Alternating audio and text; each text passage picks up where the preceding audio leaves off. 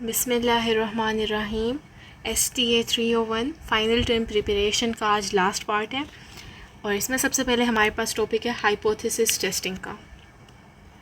तो hypothesis testing में basically क्या होता है, अब तक जो हम कर रहे थे हम एस्टिमेशन कर रहे थे। सेक्शन 5 में हमने एस्टिमेशन के बारे में पढ़ा था। अब हम पढ़ेंगे एक क्लेम को कैसे टेस्ट करना है। अगर कोई इंसान एक क्लेम करता है कि एवरेज, फॉर एग्ज़ाम्पल हमारे पास पॉपुलेशन की एवरेज 50 है, या फिर क्वाइंट फेयर है, या फिर कोई भी क्लेम करता है, हम ये नहीं बता सकते कि ये क्लेम जो है ये सच है या फिर ये क्लेम झूठ है जब तक कि हम उस क्लेम को टेस्ट ना कर लें। तो उस टेस्ट को हम कहते हैं हाइपोथेसिस टेस्टिंग। इसमें हम बेसिकली वैल्यू को एस्टिमेट नहीं कर रहे, हम स्टेटमेंट को जज कर रहे हैं कि ये बिलीवेबल है कि नहीं है। तो इसी को हम हाइपोथेसिस टेस्टिंग कहते हैं। तो उन्होंने कहा है कि इसके हाइपोथेसिस टेस्टिंग के 5 स्टेप हमारे पास कौन से हैं, जनरल प्रोसीजर के। और ये एक फ़िक्स्ड प्रोसीजर हमारे पास क्यों है, ताकि हम एक ही सेम लॉजिक को फॉलो करते हुए देखें कि हम सेम कंक्लूजन पर पहुंचते हैं कि नहीं। तो एक लॉजिकल वे में चलें बजाय कि गट फीलिंग के कहें कि ये स्टेटमेंट सही लग रही है कि नहीं लग रही। तो यही लॉजिक हम हर जगह लगाते हैं, ठीक है। स्टेटिस्टिक्स में इवन ये लॉजिक हमारे कोर्ट रूम में भी लग सकती है। देखें, एक ट्रायल होता है, उसमें हम क्या करते हैं, आप लोगों ने सुना होगा कि innocent until proven guilty, right. कि जब तक आप गिल्टी साबित नहीं कर देते कि इसने ये जुर्म किया है, ठीक है, जब तक आप प्रूव नहीं कर देते तब तक इनोसेंट समझा जाता है। अदालत में मुल्ज़िम को इनोसेंट समझा जाता है जब तक वो गिल्टी प्रूव नहीं हो जाता है, ठीक है। तो इसलिए उधर हम क्या करते हैं, उधर हम प्रिज्यूम करते हैं, ठीक है, एज्यूम करते हैं उसको इनोसेंट है वो, ठीक है। तो अब इस अजम्पशन के ख़िलाफ़ कि जो हमने एज्यूम किया है कि वो मासूम है, इनोसेंट है, उसने जुर्म नहीं किया, जब तक इस बात को आप गलत साबित नहीं कर देते तब तक ये वाली बात प्रूव नहीं होती कि वो गिल्टी है कि नहीं, राइट। तो यही हमारा हाइपोथेसिस टेस्टिंग में होता है कि हम एज्यूम करते हैं कि जो भी हमारे पास एक स्टेटमेंट है हम उससे उल्टा एज्यूम करते हैं, ठीक है, और देन हम उसको गलत साबित करने की कोशिश करते हैं। तो जब तक वो हमारी ऑपोजिट बात गलत साबित नहीं होगी तब तक हम इस वाली बात को भी प्रूव नहीं कर सकते, ठीक है। तो अब इसके क्या 5 स्टेप्स हैं हमारे पास। स्टेप 1 है state the null hypothesis. Null hypothesis को हम H0 से रिप्रेजेंट करते हैं, ठीक है। और इससे जो हमने ऑपोजिट बात स्टेट करनी है ना, एक हमें कोई भी हाइपोथेसिस दे दिया गया है, फॉर एग्जांपल नल हाइपोथेसिस दिया गया है कि हमारे पास एक वैल्यू है a की, वो 5 के इक्वल है।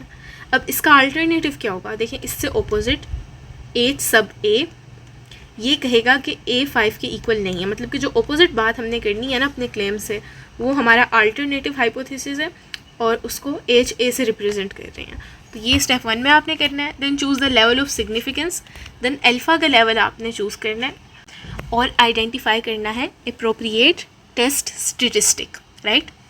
देन स्टेप 3 ये कि डिटरमाइन करना है क्रिटिकल रीजन। ये वही स्टेप है कि एक बार अल्फ़ा हमने पता लगा लिया, देन हमारे पास जो बेल शेप्ड कर्व था उसमें हम उन वैल्यूज़ को यूज़ करते हुए क्रिटिकल रीजन फाइंड करेंगे। देन टेस्ट स्टेटिस्टिक की वैल्यू को हम कंप्यूट करेंगे जो सैम्पल डेटा है उसमें से।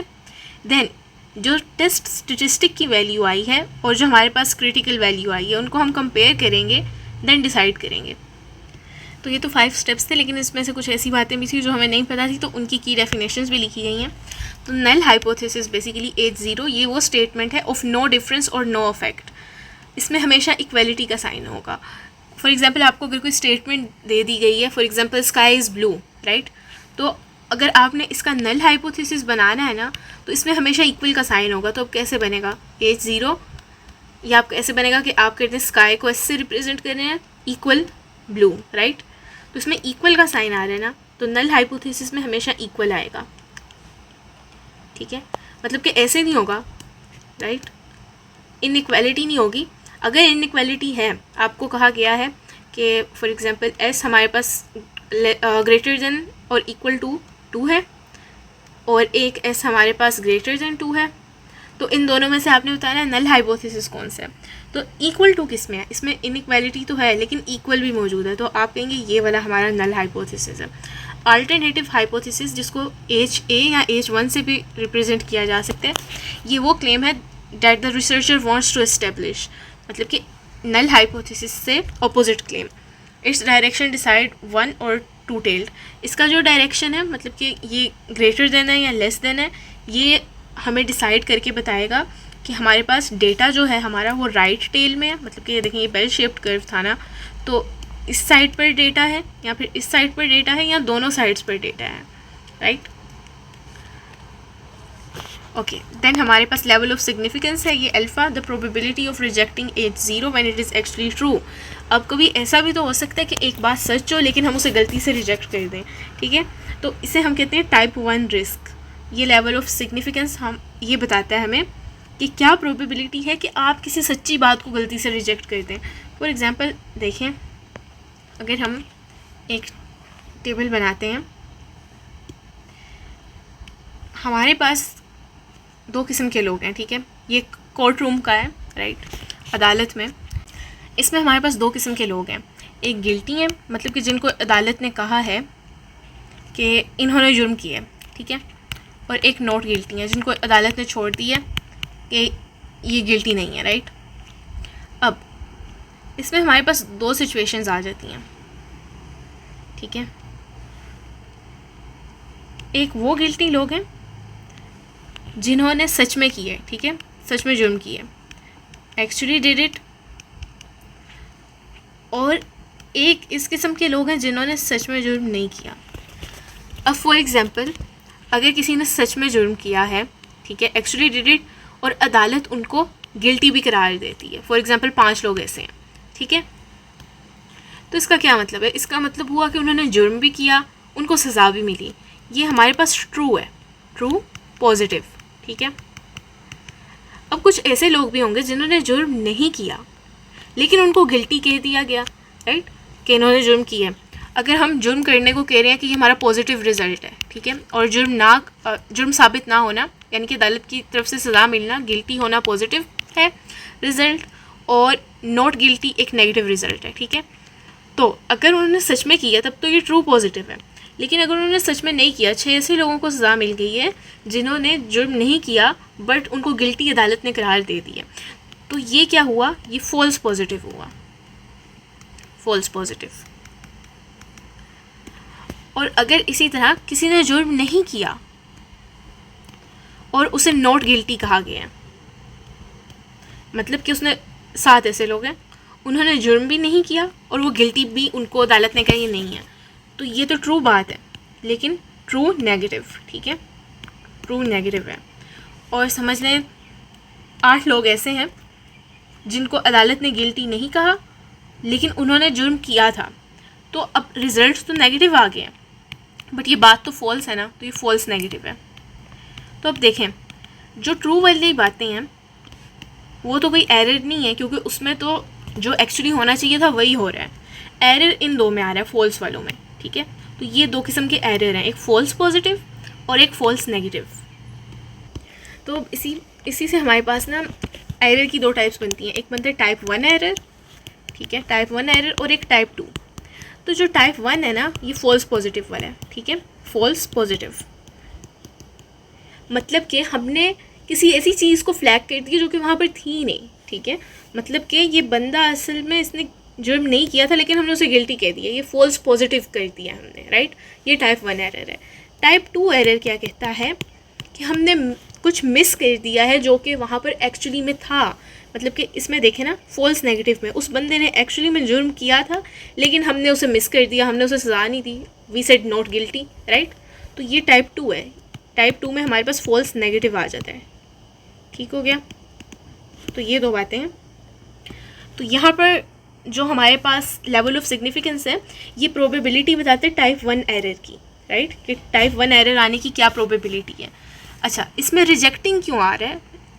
देखें, हमने 2 हाइपोथेसिस अगर बनाए ना, अगर हमने कहा एज 0, ये गिल्टी नॉट गिल्टी वाले केस में एज 0 जो हमने बनाया, देखें टाइप 1 एरर की हम बात कर रहे हैं ना, मतलब ये फॉल्स पॉजिटिव वाले की।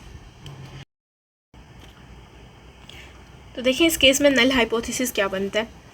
देखिए हमने क्या कहा था कि इस बंदे ने जुर्म नहीं किया, ठीक है, हम ये वाला केस देख रहे हैं, वेट, कि असल में हमारा जो मुजरिम है, जो कि मुजरिम नहीं है, वो असल में इनोसेंट है, राइट। वो इनोसेंट है, फॉर एग्ज़ाम्पल उसे ए कह लें, ए असल में इनोसेंट है, लेकिन हमारे वाले केस में हुआ क्या है, हमने उसे फिर भी गिल्टी कह दिया, ठीक है। इनोसेंट बंदे को हमने कह दिया कि इसने जुर्म किया है। तो जो हमारे पास केस आया था, असल में हमने इसका नल हाइपोथेसिस बनाना था, ठीक है। नल हाइपोथेसिस क्या होता है इसमें, कि हम बता रहे हैं कि जो क्लेम है, नल हाइपोथेसिस क्या क्लेम कर रहा है, वो कह रहा है कि A is equal to innocent. जो ए है वो इनोसेंट है। अब हमें पता है कि ए सच में इनोसेंट है, तो क्या होना चाहिए, क्या इसको रिजेक्ट करना चाहिए या इसको रिजेक्ट करने में हमें फ़ेल हो जाना चाहिए। हमें यानी कि इसको रिजेक्ट करने में फ़ेल हो जाना चाहिए, क्योंकि अगर हमने इस बात को रिजेक्ट कर दिया तो उस मासूम बंदे को सज़ा मिल जाएगी, ठीक है। बट हमने क्या किया, हमने इस क्लेम को रिजेक्ट कर दिया, ठीक है। हमारे रिजेक्ट करने से क्या हुआ, अब इस इनोसेंट को हमने कह दिया कि A is equal to not equal to innocent, मतलब कि ये बंदा इनोसेंट नहीं है। जब इनोसेंट नहीं है, हमने उसे गिल्टी की सज़ा दे दी, मतलब कि एक फ़ॉल्स बात थी और हमने उसके लिए पॉजिटिव रिज़ल्ट दे दिया, हालांकि यहाँ पर पॉजिटिव रिज़ल्ट नहीं आना चाहिए था, ठीक है।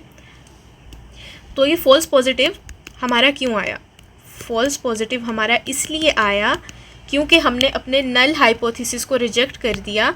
नल हाइपोथेसिस को रिजेक्ट कर दिया, जबकि हमें उसे एक्सेप्ट करना चाहिए था, हमने उसे फॉल्सली रिजेक्ट कर दिया, ठीक है। तो यही बात यहाँ पर लिखी हुई है कि हमने एज 0 को रिजेक्ट कर दिया, सॉरी यहाँ पर ऊपर लिखी गई है कि एज 0 को रिजेक्ट कर दिया, जबकि वो एक्चुअली में ट्रू था। एक्चुअली ये बात ट्रू थी कि बंदा इनोसेंट है, बट हमने रिजेक्ट कर दिया। तो ये टाइप 1 एरर है। और अल्फ़ा हमें बताते हैं कि इस बात की कितनी प्रोबेबिलिटी है कि हम इस सही बात को, अपने नल हाइपोथेसिस को, जब वो एक्चुअली में ट्रू हो, उसे रिजेक्ट कर देंगे। देन क्रिटिकल रीजन है, ये वो वैल्यूज़ हैं टेस्ट स्टेटिस्टिक की जहाँ पर एज 0 रिजेक्ट होता है, ठीक है। अगर हम इसे अपने डायग्राम में देखें तो अगर हमने क्या बेल शेप्ड कर्व में अगर वैल्यूज़ कोई यहाँ पर आई या यहाँ पर आई तो हम उसे रिजेक्ट कर देंगे, ठीक है। या फिर हमने कहा कि ये दरमियान में वैल्यूज़ आ गई, तब हम अपने क्लेम को रिजेक्ट कर देंगे, ठीक है। तो वो जिस रीजन में हम रिजेक्ट करेंगे उसे हम कहते हैं क्रिटिकल रीजन। इसकी लोकेशन H1 से अल्टरनेटिव हाइपोथेसिस से निकाली जाती है और इसका साइज़ हमारे सिग्निफिकेंस लेवल से। एक्सेप्टेंस रीजन कौन सा है, क्रिटिकल से हमारे पास जो ऑपोजिट है, ठीक है, मतलब कि कॉम्प्लीमेंट, मतलब कि एक टोटल एरिया था, राइट। ये हमारे पास अगर टोटल एरिया था, इसमें से इतना रिजेक्शन रीजन है, ठीक है, कि हम रिजेक्ट कर देंगे, तो बाकी जो ये वाला रीजन है, ठीक है, मतलब कि टोटल एरिया में से रिजेक्शन वाला माइनस कर दिया तो वही बचेगा ना जिसको हमने एक्सेप्ट करना है, एक्सेप्टेंस वाला। तो ये एक्सेप्टेंस रीजन होगा बाकी का, ठीक है। तो इसे हम कॉम्प्लीमेंट कहते हैं, ओके। और टाइप 1 एरर क्या है कि हम अपने नल हाइपोथेसिस को तब रिजेक्ट कर दें जब वो ट्रू हो। और टाइप 2 एरर क्या है कि हमारा हाइपोथेसिस फॉल्स हो, ठीक है, बात गलत हो, लेकिन हम उसे रिजेक्ट ना कर पाएँ। ये फॉल्स नेगेटिव वाला था, राइट, ठीक है। और ये हमारे पास इसको बेटा से रिप्रेजेंट करते हैं। अब आपको एक स्टेटमेंट दे दी गई है, आपने उसका हाइपोथेसिस बनाना कैसे है। तो फॉर एग्जांपल स्टेटमेंट दी गई है, a car is driven on average no more than 16,000 kilometre per year. एक कार को एवरेज पर 16,000 किलोमीटर से ज़्यादा नहीं चलाया जाता। तो देखें आपने क्या करना है, एवरेज किसे कहते हैं, एवरेज तो हम अपने मीन को कहते हैं, राइट। तो मीन के लिए हम म्यू को यूज़ कर लेते हैं, ठीक है। अब नो मोर देन का क्या मतलब है, तो ये बेसिकली आपने याद रखना है कि नो मोर देन इसका मतलब है less than and equal to, right. और एट लीस्ट का क्या मतलब है, एट लीस्ट का मतलब है कि greater than and equal to, ठीक है। तो एटलीस्ट आएगा मतलब कि कम से कम इतना, या तो कम से कम इतना होगा या इससे ज़्यादा होगा। और नो मोर देन का मतलब है कि ज़्यादा से ज़्यादा इतना होगा इक्वल, या फिर इससे कम होगा, ठीक है। तो इस केस में हम क्या कर रहे हैं, हम कह रहे हैं कि जो हमारा म्यू है, ठीक है, सॉरी, ये हमारा जो म्यू है ये नो मोर देन यानी कि लेस देन और इक्वल टू है 16,000। अब इस स्टेटमेंट में हमारे पास इक्वल आ रहा है, राइट, तो इसलिए ये हमारा H0 यानी कि नल हाइपोथेसिस है। अब H1 लिखने के लिए या फिर HA कह लें, उसके लिए आपने क्या करना है, इससे उल्टा करना है। इससे उल्टा कैसे करेंगे, हमने अपने नल हाइपोथेसिस में कहा, नल हाइपोथेसिस में हमने कहा कि म्यू जो है वो लेस देन इक्वल टू है 16,000, ठीक है। तो अल्टरनेटिव हाइपोथेसिस में हम क्या कहेंगे कि म्यू जो है वो ग्रेटर देन है 16,000, ठीक है। अब इक्वल है तो यहाँ पर इक्वल नहीं आएगा, ठीक है, नहीं तो वो यहाँ पर भी इक्वल आ जाएगा, यहाँ पर भी इक्वल, दोनों में सेम बात कोई नहीं होनी चाहिए, दोनों क्योंकि ऑपोजिट हैं, ठीक है। हाँ, अगर ऐसा हो हमारे हाइपोथेसिस में लिखा हो कि म्यू इज़ इक्वल टू 1600, ना लेस देन हो ना ग्रेटर देन, ठीक है, तो आप क्या करेंगे, तब आप अपने अल्टरनेटिव हाइपोथेसिस में लिखेंगे नॉट इक्वल टू, ठीक है, ओके। देन हमारे पास इसी तरह एक और स्टेटमेंट दी गई है, अ कॉइन इज़ अनबायस्ड 900 टॉसेस, और उसमें से हमारे पास 490 हेड आ रहे हैं। तो अब हम कहेंगे कि इसमें तो हमारे पास 2-3 फिगर्स दिए गए हैं और ये एक स्टेटमेंट भी दी गई है, तो हमने हाइपोथेसिस कैसे बनाना है, उसमें तो हमें एक ही वैल्यू चाहिए ना, तो इसलिए हम पॉपुलेशन का प्रोपोर्शन निकाल लेंगे, टोटल सक्सेसेस का नंबर, ठीक है। तो सक्सेसेस कितनी आ रही हैं 490, ठीक है, और टोटल हमारी टॉसेस कितनी थी 900, तो 490 को 900 से डिवाइड करेंगे तो हमारे पास सक्सेस का प्रोपोर्शन आ जाएगा। वो हमने लिख देना कि हमारा सक्सेस का प्रोपोर्शन, हमारा हाइपोथेसिस क्या कह रहा है कि इतना है, ठीक है, तो वो हमने अपने नल हाइपोथेसिस में लिख दिया और अपने अल्टरनेटिव हाइपोथेसिस में लिख दिया कि इक्वल नहीं है, ठीक हो गया। और क्रिटिकल रीजन हमने किस तरह लिखना है, तो बेसिकली क्रिटिकल रीजन उन्होंने कहा है कि नल हाइपोथेसिस हमें कह रहा है डैट हमारा मीन जो है वो 75 के इक्वल है, और अल्टरनेटिव हाइपोथेसिस क्या कह रहा है कि मीन हमारा 75 के इक्वल नहीं है। तो लेवल हमारे पास क्या है 5% लेवल, और सिग्मा यानी कि स्टैंडर्ड डिविएशन हमें पता है। तो टेस्ट टाइप क्या होगी हमारी, जो अल्टरनेटिव हाइपोथेसिस है उसमें क्या आ रहा है नॉट इक्वल टू। देखें, जो not equal to, less than या ग्रेटर देन, ये हमें हमारा बताते हैं कि जो टेस्ट है वो 2 टेल्ड है, राइट टेल्ड है या फिर लेफ्ट टेल्ड है। देखिए ये बात भी याद रखने वाली है, अगर आप याद रखें तो देखें, जब हमारा अल्टरनेटिव हाइपोथेसिस है ना, जो यानी कि H1 या फिर A भी लिखा हो सकता है, राइट, अगर इसकी स्टेटमेंट में लेस देन का साइन आ रहा है, ठीक है, ये लेस देन का साइन है, लेस देन का साइन आ रहा है तो मतलब कि लेफ्ट टेल है, ठीक है, लेस देन लेफ्ट टेल होगा हमारा, मतलब कि जो रिजेक्शन रीजन है वो लेफ़्ट साइड पर होगा, ठीक हो गया, लेफ़्ट साइड पर हमने चेक करना है। और अगर हमारे पास ग्रेटर देन का साइन है तो ये राइट टेल्ड होगा, राइट टेल्ड टेस्ट होगा, मतलब कि हमने राइट साइड पर चेक करना है।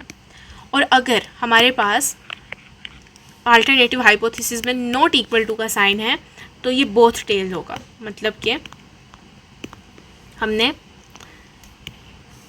यहाँ पर भी चेक करना है, इस टेल में भी और इस टेल में भी चेक करना है, ठीक हो गया।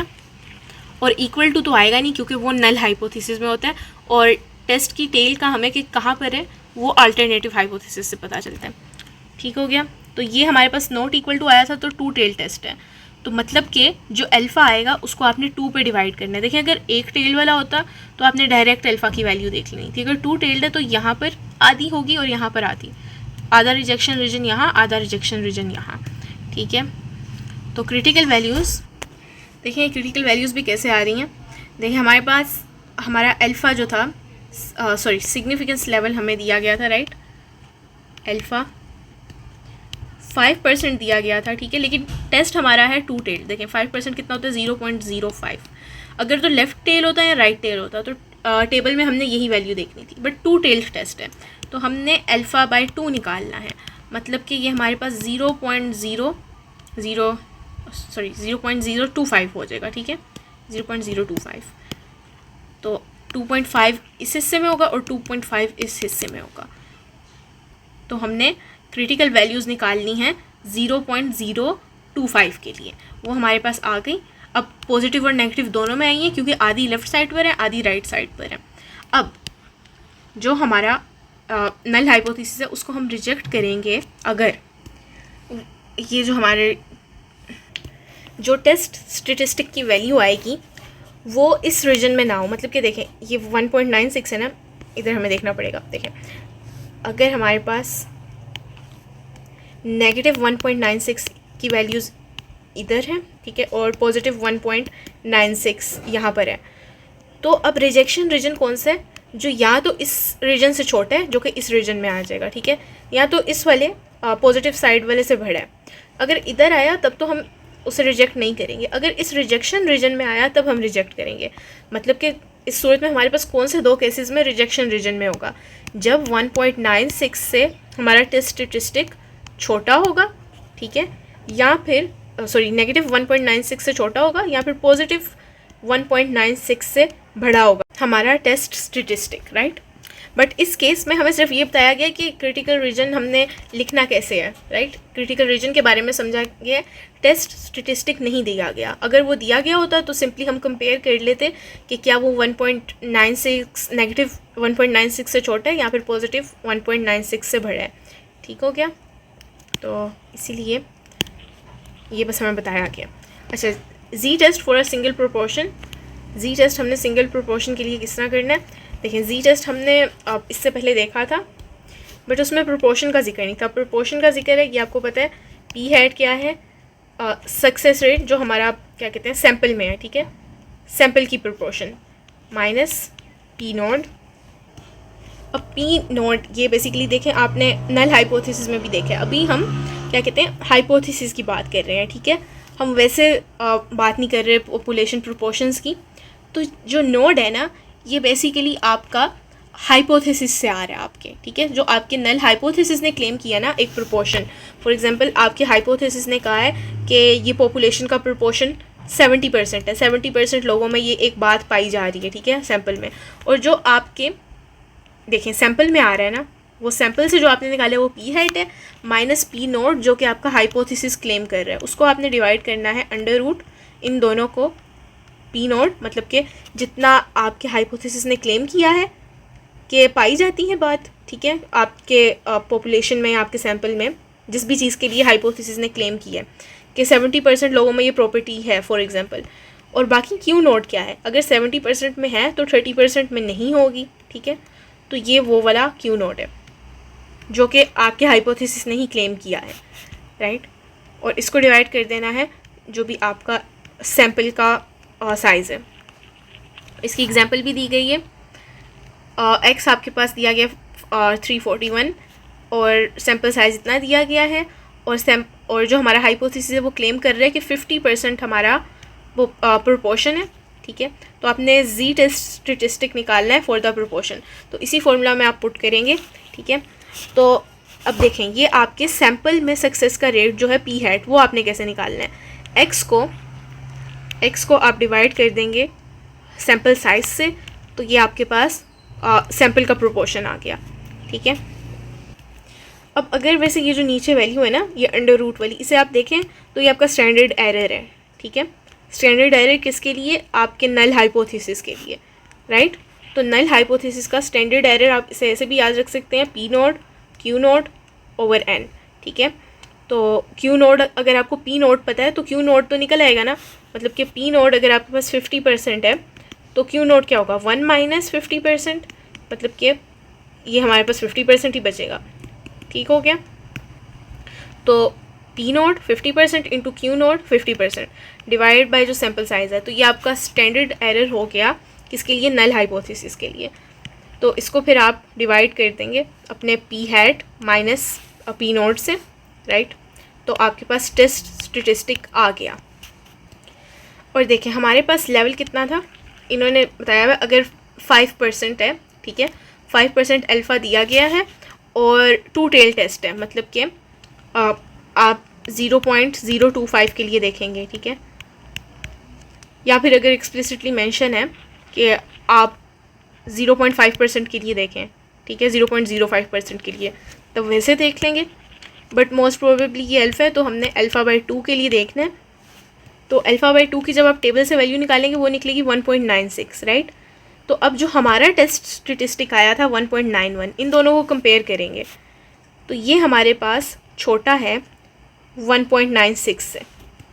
अब ज़रा इसका ना ऐसे नहीं समझ आएगा ये देखें, अगर आपके पास ये आपका था राइट, ये आपका बेल शेप्ड कर्व था, यहाँ पर टू टेल टेस्ट है और हमारी जो वैल्यू आई है वो है -1.96 इधर और +1.96 इधर। रिजेक्शन रीजन क्या होगा, या तो -196 से छोटा हो या फिर +196 से बड़ा हो।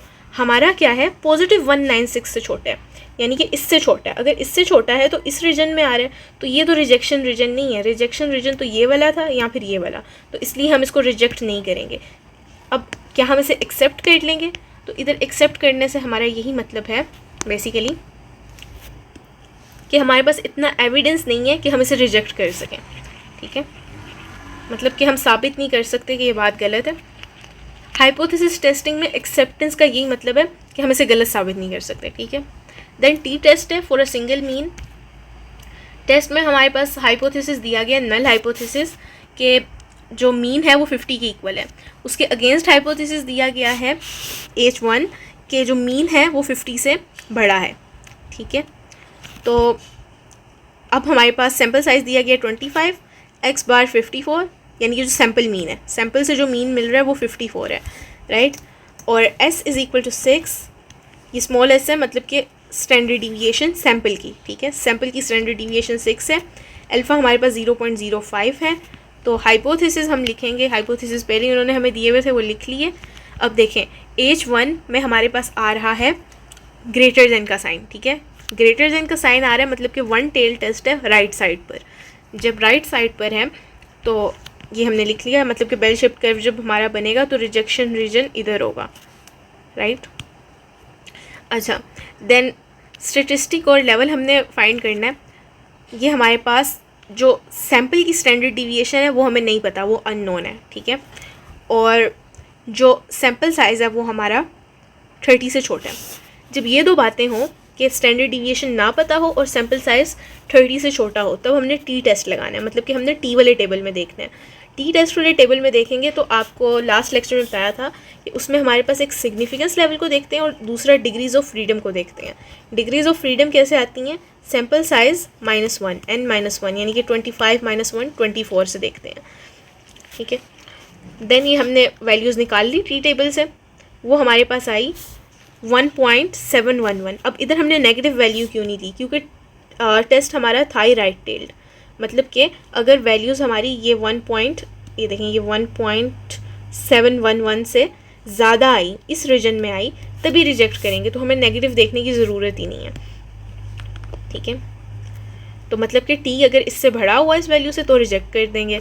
अब हम टी निकालते हैं इसके लिए। ठीक है, जो हमारे पास डेटा दिया गया, तो देखें हम क्या करेंगे कि सैम्पल मीन में से जो क्लेम कर रहे हैं वो लोग मीन के 50 है, ठीक है, उसको माइनस कर देंगे। सैम्पल मीन में से जो क्लेम उन्होंने की है नोड वाला, ठीक है, अपने नल हाइपोथेसिस में क्लेम किया, उसको माइनस कर देंगे, डिवाइडेड बाय, अगर तो स्टैंडर्ड डिविएशन होती तो उससे डिवाइड कर देते, बट स्टैंडर्ड डिविएशन नहीं है तो हम सैम्पल की स्टैंडर्ड डिविएशन को यूज़ करेंगे, डिवाइडेड बाय √ जो हमारा सैम्पल का साइज़ है।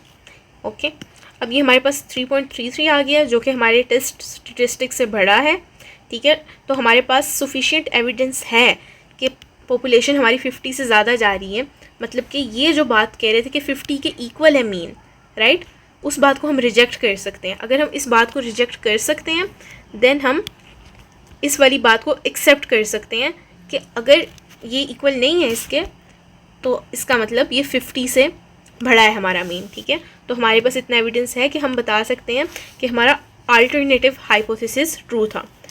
अब इधर तो हम एक्सेप्ट कर रहे हैं, राइट, बट अगर हम इसे फेल्ड टू रिजेक्ट हो जाते, राइट, कि अगर हम रिजेक्ट ना कर पाते, अभी हमने H0 को नल हाइपोथेसिस को रिजेक्ट कर दिया, तो हम इसको एक्सेप्ट कर सकते हैं, बट अगर हम इसे रिजेक्ट नहीं कर पाते तो इसका ये मतलब नहीं है कि नल हाइपोथेसिस ट्रू है। डैट डज नॉट मीन कि हमने नल हाइपोथेसिस को एक्सेप्ट कर लिया अगर हम इसे रिजेक्ट नहीं कर पा रहे। उसको एक्सेप्ट करने का सिर्फ इतना मतलब है कि हमारे पास इतना एविडेंस नहीं था कि हम इसको रिजेक्ट कर पाएँ, लेकिन अगर इसको हमने रिजेक्ट कर दिए देन इसका मतलब हमारे पास इतना एविडेंस है कि इससे अल्टरनेटिव वाले हाइपोथेसिस को हम ट्रू मान लेंगे। ठीक है, थोड़ा कंफ्यूजिंग है बट आप लोग समझ जाएंगे। ओके, अब टी, जी या फिर काई स्क्वायर डिस्ट्रीब्यूशन या फिर एफ डिस्ट्रीब्यूशन कब यूज़ करनी है? जी डिस्ट्रीब्यूशन आपने तब यूज़ करनी है जब आपको स्टैंडर्ड डिविएशन पता हो और सैम्पल साइज 30 हो या 30 से बड़ा हो, राइट। टी डिस्ट्रीब्यूशन तब यूज़ करनी है जब स्टैंडर्ड डिविएशन अननोन हो, सैम्पल साइज 30 से छोटा हो। ठीक है, और इसमें हम डिग्रीज ऑफ फ्रीडम यूज़ करते हैं। ओके, देन प्रोपोर्शन हमने तब यूज़ करनी है। देखिए प्रोपोर्शंस में क्या होता है, ये हमेशा जी डिस्ट्रीब्यूशन को यूज़ करती हैं, प्रोवाइडेड हमारे पास सैम्पल साइज इंटू जो हमारा सक्सेस का प्रोपोर्शन है इंटू जो फेलियर का प्रोपोर्शन है वो बोथ एटलीस्ट 5 हो। और जब हमारे पास 2 वेरिएंस दी गई होंगी तब हमने एफ डिस्ट्रीब्यूशन यूज़ करनी है। जब हमने गुडनेस ऑफ फिट या फिर इंडिपेंडेंस को देखना हो तब हम काई स्क्वायर्ड डिस्ट्रीब्यूशन को यूज़ करेंगे। अब हमारे पास कुछ एमसीक्यूज दिए गए हैं। लोकेशन ऑफ क्रिटिकल रीजन किस चीज़ पर डिपेंड करती है? तो हमने देखा था अल्टरनेटिव हाइपोथेसिस पर डिपेंड करती है, राइट, कि लेफ्ट टेल होगा, राइट टेल होगा या 2 टेल्ड होगा। टाइप 1 एरर कब कमिट होता है? जब हम रिजेक्ट कर देते हैं एक सही वाले नल हाइपोथेसिस को, राइट, कि एक ए बंदा कह रहा था मैं इनोसेंट हूँ, ये हमारा नल हाइपोथेसिस कह रहा था, ठीक है, लेकिन हमने इस बात को रिजेक्ट कर दिया। तो एक सही वाले ट्रू नल हाइपोथेसिस को हम रिजेक्ट करते हैं, तो reject H0 when it is true, तो ये टाइप 1 एरर है। T distribution is dash spread out than the standard normal distribution. ठीक है, टी डिस्ट्रीब्यूशन क्या ज़्यादा स्प्रेड आउट होती है स्टैंडर्ड नॉर्मल से या कम होती है या फिर इक्वली होती है, राइट। तो ये ज़्यादा स्प्रेड आउट होती है क्योंकि हम क्या कर रहे हैं, जो हमारी स्टैंडर्ड डिविएशन है उसको हम सैम्पल से एस्टिमेट कर रहे थे, राइट। तो इसमें डबल अनसर्टेनिटी थी, तो इसलिए टेल्स हमारी ज़्यादा हैवियर होंगी। ठीक है, अच्छा, degrees of freedom for a t test with the sample size 14 is. T test के लिए डिग्रीज ऑफ फ्रीडम क्या होंगी? डिग्रीज ऑफ फ्रीडम हमें पता है सैम्पल साइज -1 होता है, तो ये 13 होगी। ठीक है, अब chi square test and analysis of variance, ये हमारे लास्ट 2 टॉपिक्स हैं। काई स्क्वायर डिस्ट्रीब्यूशन की क्या प्रॉपर्टी होती है? अच्छा, तो काई बेसिकली हमारे पास ग्रीक लेटर है एक, ठीक है, और काई स्क्वायर्ड का मतलब है कि ये स्क्वायर्ड है, राइट। तो इसकी क्या प्रॉपर्टीज़ हैं इस डिस्ट्रीब्यूशन की? तो ये कंटिन्यूस होती है, ranging from 0 to positive infinity, right, मतलब कि ये कभी नेगेटिव नहीं होती। तो इसीलिए देखें इसको काई स्क्वायर्ड क्यों कहा जा रहा है, क्योंकि स्क्वायर क्वांटिटी कभी हमारे पास नेगेटिव नहीं हो सकती, राइट। चाहे आप -4 का स्क्वायर ले लें वो भी आपके पास +16 ही बनेगा। तो इसीलिए ये स्क्वायर्ड क्वांटिटीज से बनती है, तो ये आपको याद रहना चाहिए कि कभी नेगेटिव नहीं होती। पॉजिटिवली स्क्यूड होती हैं क्योंकि डिग्रीज ऑफ फ्रीडम जैसे हमारी इंक्रीज़ करती है तो ज़्यादा सिमेट्रिक होती जाती है और नॉर्मल की तरह होती जाती है, राइट। और इसकी जो शेप है वो हमारे पास कैसे गवर्न होती है? Entirely by degrees of freedom. इसकी शेप डिग्रीज ऑफ फ्रीडम पर डिपेंड करती है। इसका मीन किसके इक्वल होता है? इसका मीन इसकी डिग्रीज ऑफ फ्रीडम के इक्वल होता है और इसकी वेरिएंस 2 डिग्रीज ऑफ फ्रीडम के इक्वल होती है। तो सिंपल है ना। अब chi square goodness of fit test क्या है हमारे पास? देखिए काई स्क्वायर हमारे पास है कि सम कर रहे हैं हम O - E स्क्वायर्ड का डिवाइडेड बाई E। अब O क्या है? O हमारे पास ऑब्जर्व्ड है, ठीक है, और E क्या है? एक्सपेक्टेड फ्रीक्वेंसी है। ऑब्जर्व फ्रीक्वेंसी जितना हमने ऑब्जर्व किया माइनस जितना हम एक्सेप्ट कर रहे थे उनका स्क्वायर, ठीक है, मतलब कि जो हम एक्सेप्ट कर रहे थे और जो एक्चुअल में ऑब्जर्व हुआ है हमारे पास उसमें कितना फ़र्क है, उनका स्क्वायर, ठीक है। और डिग्रीज ऑफ फ्रीडम हमारे पास क्या होती है? K-1 और क्या कहते हैं पैरामीटर्स हमारे डेटा से हम एस्टिमेट करते हैं और K डिग्रीज ऑफ फ्रीडम हमारे पास हैं, ये बता दिया गया। तो अब काई स्क्वायर डिस्ट्रीब्यूशन का हमने जो टेस्ट करना है गुडनेस ऑफ फिट का टेस्ट है, ठीक है, गुडनेस ऑफ फिट टेस्ट इसका नाम है। तो इसका क्या प्रोसीजर है कि जो हमारे पास नल हाइपोथेसिस है the data follow the specified distribution. तो जो हमारे पास देखें टेस्ट में हम अपना क्लेम क्या कर रहे हैं? हम क्लेम कर रहे हैं कि जो डेटा है हमारे पास वो ये वाली डिस्ट्रीब्यूशन को फॉलो करेगा, मतलब कि काई स्क्वायर डिस्ट्रीब्यूशन को फॉलो करेगा, ठीक है। और H1 हमें कहते हैं कि डेटा इस डिस्ट्रीब्यूशन को फॉलो नहीं करेगा। देन हम अपना अल्फ़ा देखेंगे सिग्निफिकेंस लेवल, उससे एक्सपेक्टेड फ्रीक्वेंसीज़ को कंप्यूट करेंगे अपने नल हाइपोथेसिस के अंदर, ठीक है। देन हमारे पास जो काई स्क्वायर वाला टेबल होगा ना, काई स्क्वायर वाला जो टेस्ट होगा, उसके लिए जो हमारे पास टेबल होगा उसमें से वैल्यूज़ मिलेंगी और डिग्रीज ऑफ फ्रीडम और अल्फ़ा के मुताबिक, राइट। तो वो हम फाइंड करेंगे और टेस्ट हमारा हमेशा राइट टेल्ड होगा, राइट, क्योंकि पॉजिटिवली स्क्यूड है तो राइट टेल्ड होगा। ओके, देन हम ये वाली वैल्यू कंप्यूट कर लेंगे काई स्क्वायर की, जो कि हमारे पास है ऑब्जर्व्ड माइनस जो एक्सपेक्टेड थी और उसका square divided by expected values. तो डिग्रीज ऑफ फ्रीडम आपने देख ली कहाँ यूज़ हो रही है, ये काई स्क्वायर वाले टेबल में यूज़ होगी, ठीक है। ओके, देन हम ये यूज़ करेंगे अपना फॉर्मूला जो हमने कंप्यूट किया है अब काई स्क्वायर, अगर तो वो इस क्रिटिकल वैल्यू को जो हमने स्टेप 3 में टेबल के ज़रिए निकाली है उसको एक्सीड करेगा, मतलब कि वो वैल्यू यहाँ पर है, ठीक है, टेबल से जो हमें मिली है।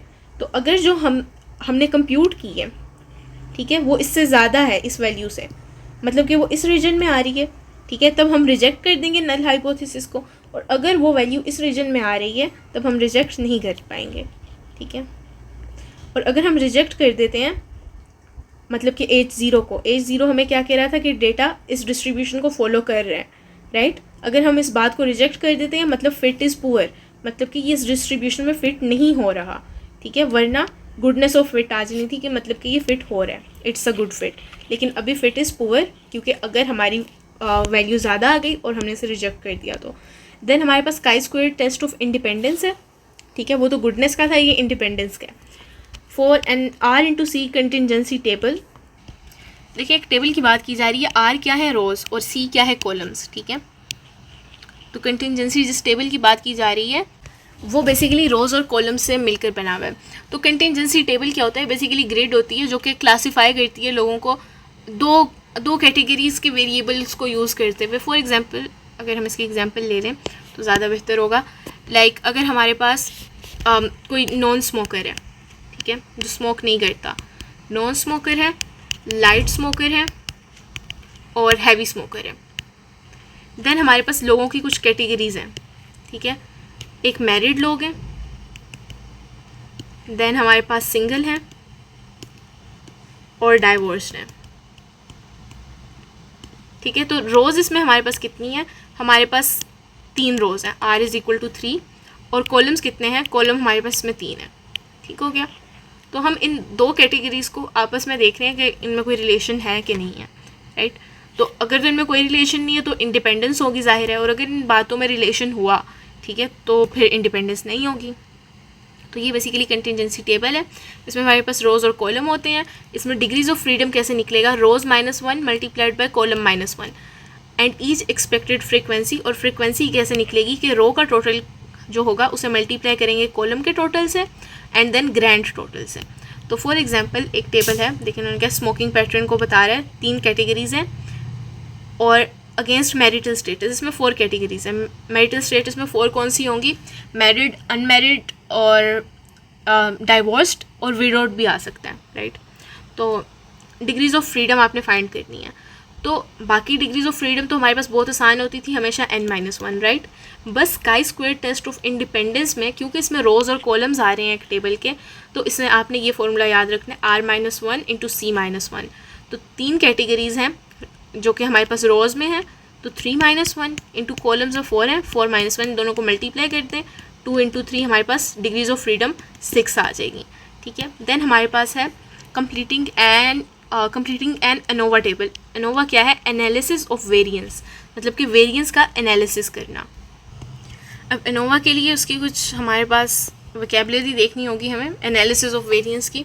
तो बेसिकली हमने यूज़ कब करना है, से फॉर एग्जांपल आपके पास कुछ ग्रुप्स हैं, ठीक है, लाइक देखें पहले हम 2 चीज़ों को कंपेयर कर रहे थे एटमोस्ट, लाइक एक क्लेम है और उसके अगेंस्ट दूसरे क्लेम को, ठीक है। बट अगर आपके पास 3 या उससे ज़्यादा ग्रुप्स हैं और आप जानना चाहते हैं सेम है कि नहीं, फॉर एग्जांपल आपके पास 4 टीचिंग मेथड्स हैं, ठीक है, 4 टीचिंग मेथड्स, और आप जानना चाहते हैं same result, same average score produce करते हैं कि नहीं, तो आप इसे पेयर में टेस्ट कर सकते हैं, like first pair versus second pair, then second versus third, then fourth versus 2, right. और इस तरह आप डिफरेंट करके कर सकते हैं, राइट। बट इससे क्या होगा कि आपके पास फॉर एग्जांपल टोटल 6 टेस्ट बन जाएंगे। अब हर टेस्ट में हमें फॉल्स पॉजिटिव का खतरा होता है कि हम कहीं किसी जिस चीज़ को फॉल्सली हम उसे पॉजिटिव ना फ्लैग कर दें कि हाँ ये ठीक है और असल में वो बात ठीक ना हो, राइट। तो वो जो हमारे पास रिस्क है वो पाइल अप हो जाएगा। वो पहले एक टेस्ट हम देख रहे थे, अब हम 6 टेस्ट देख रहे हैं, ठीक है। तो हमें क्या चाहिए कि हम किसी तरह सब ग्रुप्स को एक ही बार में चेक कर लें, तो रिस्क हमारा एक ही रहे। तो ये बेसिकली एनालिसिस ऑफ वेरिएंस है, एनालिसिस ऑफ वेरिएंस, जिसको हम इन शॉर्ट एनोवा कहते हैं। बेसिकली ये जितनी हमारी टोटल वेरिएशन होगी ना, उसको उस वेरिएशन के डेटा को, जितनी डेटा में वेरिएशन है उसको पीसेस में कहले स्प्लिट कर देगा, और देन हम देखेंगे इनमें सबसे बड़ा पीस कौन सा है, ठीक है। फॉर एग्जांपल हमारा सारा डेटा स्कैटर्ड अराउंड था और 2 डिफरेंट रीजंस थे कि हमारा डेटा स्प्रेड आउट है, राइट। एक तो हमारे पास between the groups data spread out हो सकता है, ठीक है, बिटवीन ग्रुप्स, ठीक है। और दूसरा हमारा with in each group, her group के अंदर भी डेटा स्प्रेड आउट हो सकता है विद इन ईच ग्रुप, कि एक ग्रुप के अंदर इंडिविजुअल्स कैसे डिफर कर रहे हैं, राइट। तो एनोवा हमें क्या कहता है कि अगर जो बिटवीन ग्रुप वेरिएशन है, जो ग्रुप्स के दरमियान में वेरिएशन है वो लार्ज है compare to within group variation, जो एक ग्रुप के अंदर वेरिएशन है उससे ज़्यादा है, ठीक है, तो ग्रुप सच में डिफरेंट है, राइट। और अगर ऐसा नहीं है तो वो ग्रुप्स मतलब कि उनमें कोई ना कोई होगा रिलेशन, मतलब कि इफेक्टिवली देन सेम होंगे। अगर जो बिटवीन ग्रुप वेरिएशन है वो कम हुई, ठीक है, compare to the within group variation, तब तो ग्रुप्स इफेक्टिवली सेम ही है, उनका सेम ही इफेक्ट आ रहा है। बट ये आपने याद रखना, बिटवीन ग्रुप हमारे पास ज़्यादा होनी चाहिए compare to within group, तो इसका मतलब है दे आर डिफरेंट। अब एनोवा में हमारे पास कुछ वोकैबुलरी आ जाती है। तो एक है हमारे पास RCBD, राइट। इसका क्या मतलब है? इसका मतलब है रेंडमाइज्ड ब्लॉक डिज़ाइन। तो अब रेंडमाइज्ड ब्लॉक डिज़ाइन में फॉर एग्जांपल हमारे पास 2 सोर्स हो सकते हैं वेरिएशन के, ठीक है। एक होगा ट्रीटमेंट्स। अब ट्रीटमेंट्स से क्या मतलब है कि ये वो चीज़ है जिसको आप टेस्ट कर रहे हैं, मतलब कि फॉर एग्जांपल 5 टीचिंग्स मेथड को कर रहे थे तो वो 5 है ना, तो इसको आप बेसिकली कहेंगे ट्रीटमेंट्स। देन हमारे पास ब्लॉक्स हैं, ब्लॉक्स बेसिकली ऐसा फैक्टर है जिसको आप यूज़ करते हैं कि जो ग्रुप में इंटरफेरेंस है उसको कम किया जा सके। लाइक टीचिंग मेथड से या फिर स्टूडेंट को टेस्ट करने का जो मेथड है उसको सॉर्ट करने से पहले हम स्टूडेंट्स को ही सॉर्ट कर दें उनकी एबिलिटी से कि कौन स्टूडेंट कितना अच्छा करता है। तो जो एबिलिटी में डिफरेंस है ताकि वो जो ट्रीटमेंट है जिस चीज़ के लिए हम टेस्ट कर रहे हैं उसको अफेक्ट ना करे इतना, ठीक है। तो और हमारे पास थोड़ी वोकैबुलरी है। SS, इसका मतलब है सम ऑफ स्क्वायर्स,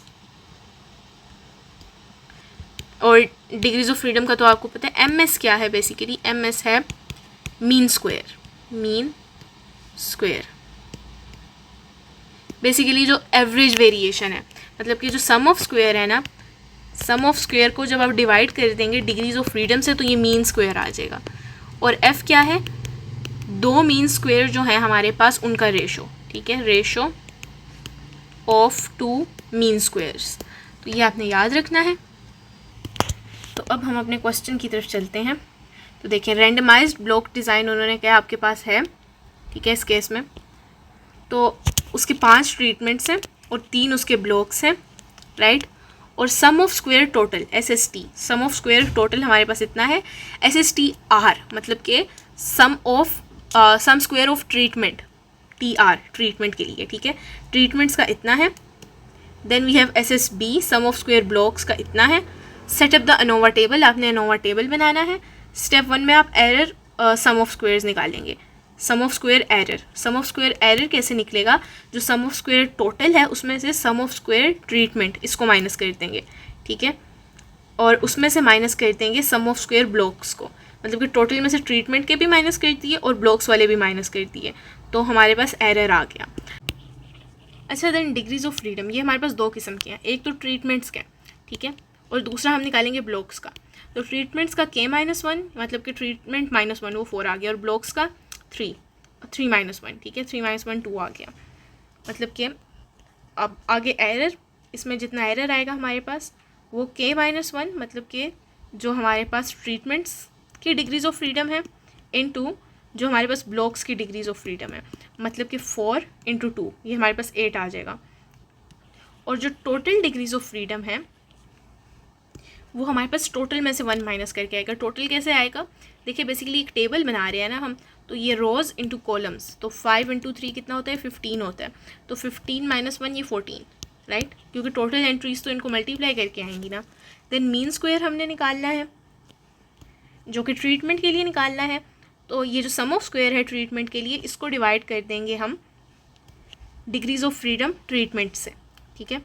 और इसी तरह देन मीन स्क्वायर जो ब्लॉक के लिए निकालना है, तो ब्लॉक के लिए जब हम निकाल रहे हैं तो इसमें इसको हम सम ऑफ स्क्वायर जो ब्लॉक का है उसको डिवाइड कर देंगे जो डिग्रीज़ ऑफ फ्रीडम ब्लॉक की, यानी कि 2 से, 85 को हम 2 से डिवाइड कर देंगे, ठीक है। और देन मीन स्क्वायर का जो हमारे पास एरर है, तो एरर निकालने के लिए बेसिकली क्या करेंगे हम कि ये जो हमारे पास हमने एरर निकाला था सम ऑफ स्क्वायर्स का एरर, वो कितना आया था 35, राइट। तो इस 35 को हम डिवाइड कर देंगे जो टोटल हमारे पास इन दोनों का एरर आया था, राइट। ये ट्रीटमेंट और ब्लॉक को डिग्रीज़ ऑफ फ्रीडम को मल्टीप्लाई करके एक एरर आया था 8 उससे, ठीक है। तो ये हमारे पास मीन स्क्वायर का एरर आ गया। Then we have F ratios, because हमारे पास अगेन ट्रीटमेंट भी है और ब्लॉक भी है, तो दोनों के लिए अलग अलग निकाल लेंगे। तो बेसिकली जो मीन स्क्वायर आया है ट्रीटमेंट का, उसको डिवाइड कर देंगे जो हमारे पास मीन स्क्वायर एरर आया है, राइट। और देन ब्लॉक के लिए जो हमारे पास ब्लॉक का मीन स्क्वायर आया है उसको भी डिवाइड कर देंगे जो एरर आया है उससे, ठीक है। और compare each f with tabulated value at relevant degrees of frequency, both are large, so treatment and block effects are significant. then उन्होंने टेबल बनाया है, देखें इसमें डिग्रीज ऑफ फ्रीडम लिखी है ट्रीटमेंट की, ब्लॉक की और एरर की, सम ऑफ स्क्वायर्स लिख दिया तीनों का, और मीन स्क्वायर लिख दिया तीनों का, और जो हमने f निकाला है, f रेशोज़ निकाली हैं, वो भी हमने लिख दी दोनों की, ठीक है। एरर की तो नहीं निकाली जाहिर है। तो अब ये हमने f वैल्यूज़ को कंपेयर करना था, तो ये जो हमने टेबुलेट की हैं, टेबल में लिखी हैं, तो इनके रेलिवेंट डिग्री ऑफ फ्रीडम पर जब हम इन्हें कंपेयर करेंगे दोनों बढ़ी हैं, तो इसलिए हम कह सकते हैं कि जो अफेक्ट्स हैं हमारे पास वो सिग्निफिकेंट हैं।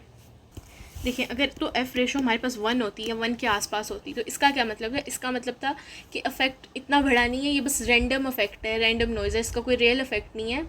लेकिन क्योंकि हमारी वैल्यूज़ काफ़ी बढ़ी हैं तो इसका मतलब रियल अफेक्ट है।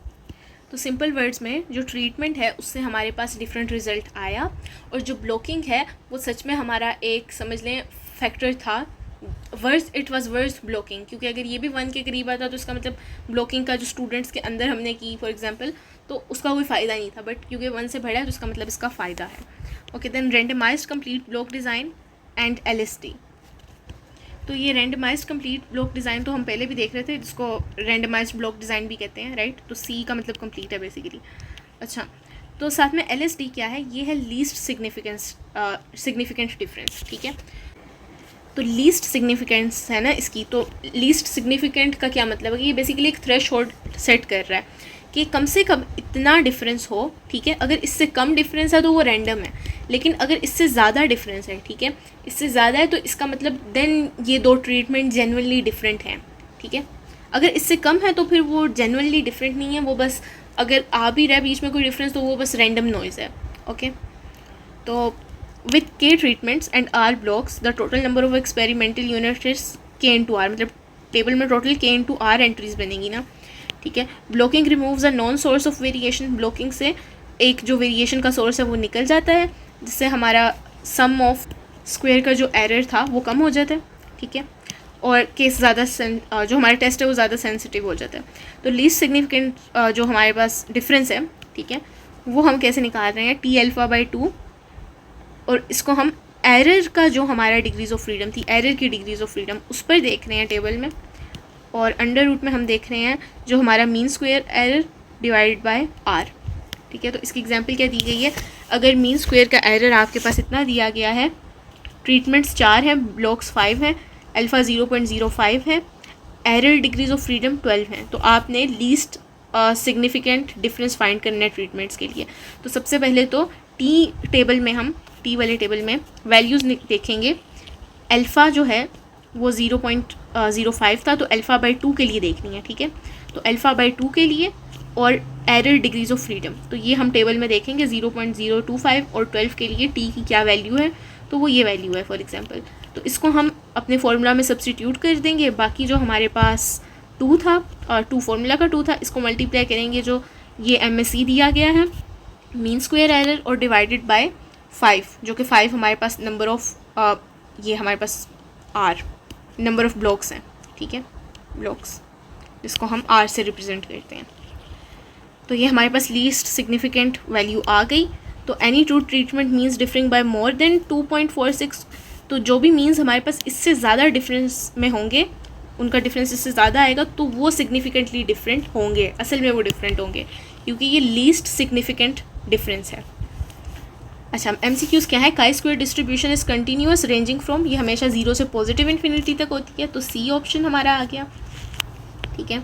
Then chi square test of independence on R into C table, the degrees of freedom R, तो हमने देखा था डिग्रीज ऑफ फ्रीडम वैसे तो हमेशा n-1 होती हैं, बट जो R और C रोज़ और कॉलम वाला टेबल है उसमें हमारे पास रोज़ -1 इंटू कॉलम -1 होता है, ठीक है, क्योंकि हर डायरेक्शन में हमारी उन्होंने कहा है 1 डिग्री ऑफ फ्रीडम कम हो जाती है, ठीक है, रोज़ में हर रो में होती है ना,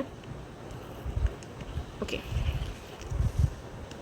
क्योंकि देखिए रो और कॉलम का टोटल फिक्स्ड है, यहाँ पर एक टोटल आ रहा है, ठीक है, देन यहाँ पर एक टोटल आ रहा है, तो सब टोटल्स हमारे पास फिक्स्ड है ना, तो टोटल के फिक्स्ड होने की वजह से, सॉरी, रो और कॉलम नहीं, क्योंकि रो और कॉलम के टोटल्स फिक्स्ड हैं, तो जितने टोटल हमारे पास आएंगे वो सब फिक्स्ड हैं, तो उन सब में 1-1 डिग्री ऑफ फ्रीडम आ जाएगी, ओके।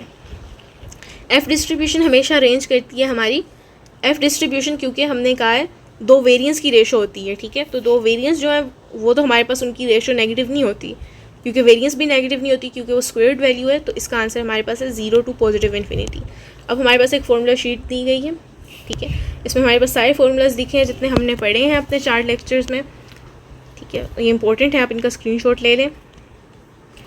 और देन हमारे पास जो क्रिटिकल वैल्यूज़ आपको कहा था कि कुछ ज़रूरी हैं जिनको आप याद कर लें अगर आपको टेबल नहीं भी मिलता तो ये हमारे पास जो है कॉन्फिडेंस इंटरवल 90 के लिए आपने याद कर लेनी है, ठीक है, Z वैल्यू, और 95% कॉन्फिडेंस इंटरवल के लिए ये काफ़ी ज़्यादा 95 वाला बहुत ज़्यादा रिपीट होता है, तो ये आपको बहुत अच्छे से आना चाहिए, एंड देन 99% के लिए, राइट।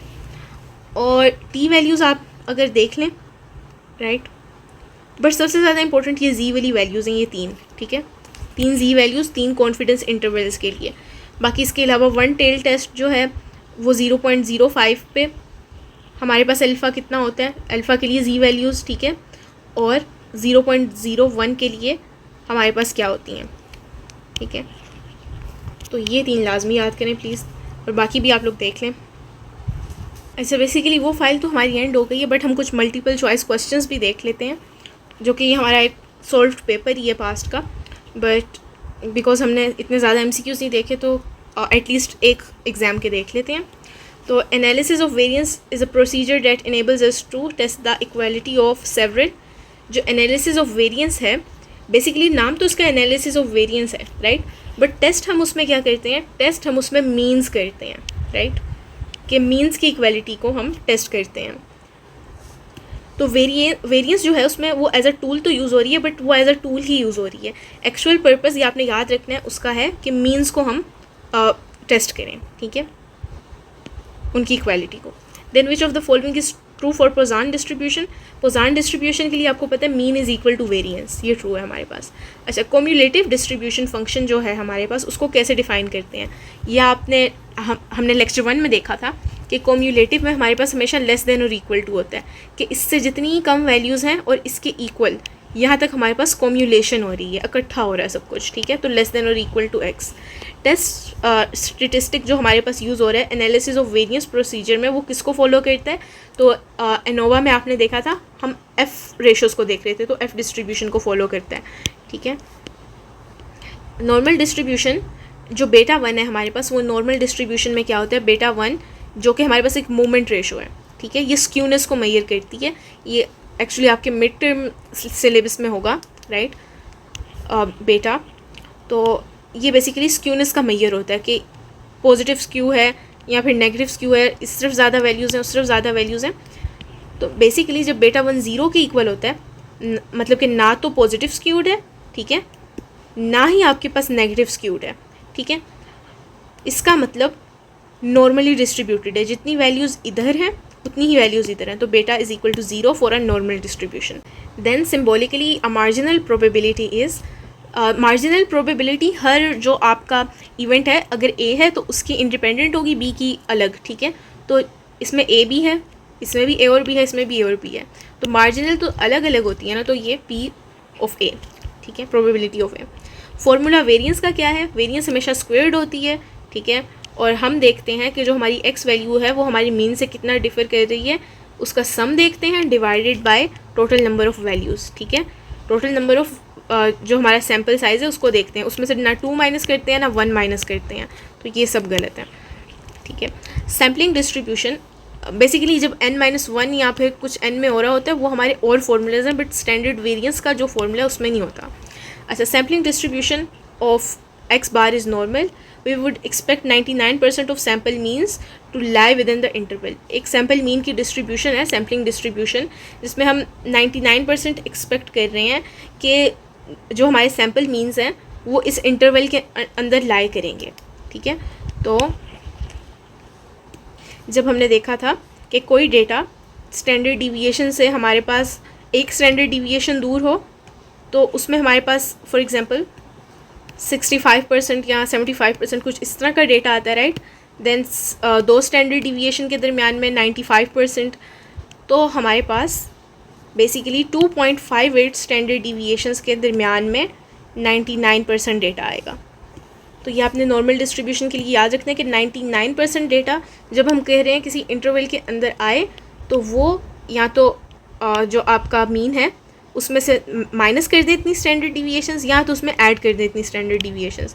और इनके 95% कट ऑफ जो है, जब 95% अगर पूछें तो वो 1.96 है। अगर यहाँ पे कहा गया होता है 95%, तो आपने 1.96 कहना था। मीन में से इतनी स्टैंडर्ड डिविएशंस, ये मीन है सैम्पलिंग डिस्ट्रीब्यूशन का, एक्स बार मतलब सैम्पलिंग डिस्ट्रीब्यूशन का मीन है, ठीक है।